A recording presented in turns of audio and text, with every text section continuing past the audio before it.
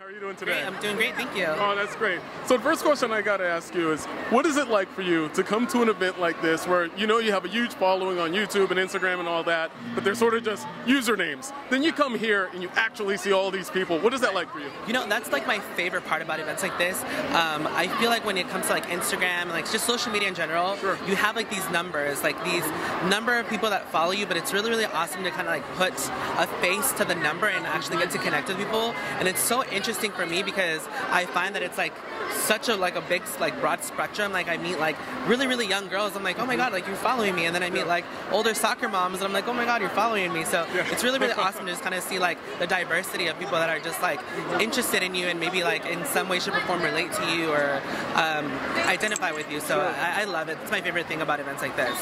You know, when you're a young teenager, you're also at the same time very scared of standing out from the herd.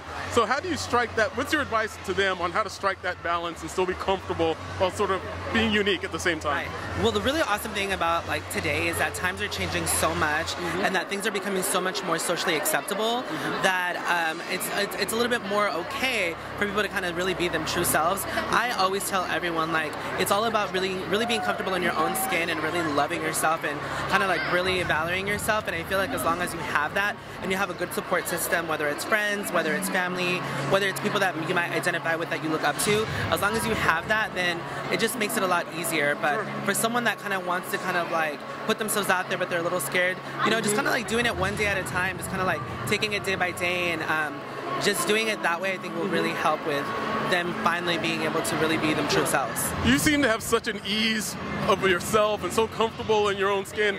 How did you get to that point yourself? Were you always like that? Or? You know what? I'm a little older than a lot of people here. Sure.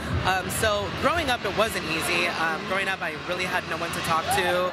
I was very scared, like you mentioned. But once I graduated high school and I had conversations with like my family and I came out and I expressed who I was and I've been really fortunate to have amazing friends that have always really empowered me and encouraged me to kind of really be myself. So I've had a really good, strong support system around me, and once I kind of like felt like I had that, like opinions didn't matter anymore, and it just really enabled me to just kind of be my authentic self. And now I'm just like, this is me, this is who I am. You can take it for what it is, and if you don't, then it doesn't even matter because there's tons more people out there that do appreciate it. So okay, just two more quick questions because I'd be really remiss if I didn't ask you this on behalf of our friend, and that's this. How did you learn how to do this? That's the first one. And where did you get these lashes? Okay, I'm actually self-taught, so it's all been just like shadowing other artists and just assisting other artists and just kind of like being in the field. I worked for a department store, so I've always been in like cosmetics and stuff like that. So I've been fortunate to kind of like have trainings through like different brands and again just shadow really, really awesome artists. I always tell people whatever you want to do, find someone that's doing that and assist them, shadow them, and pick their brains and kind of like, you know, figure out how what they did in order for you to get there. The lashes that I'm wearing, they're like an off-brand. They're just like a wispy pair. I'm all about my 99-cent lashes.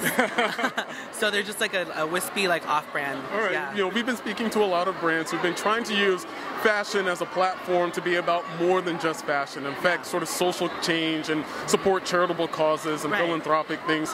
What are your views on that idea of using fashion to support charitable causes? I think it's amazing because I think that even beauty, like fashion and beauty, it's just such a way to just express yourself. So if you can kind of like tie in some type of message or bring awareness to something through beauty and fashion, I think that's amazing. I think it's a really very innovative way to kind of like get a message across, and it's a little bit more just kind of like what's the word I'm looking for? It's just a little bit more just kind of like second nature, you know what I mean? Because people will admire you for like your style and your fashion, and then the message that you might be portraying or that you might want to get out there will just kind of come naturally because of that. Sure.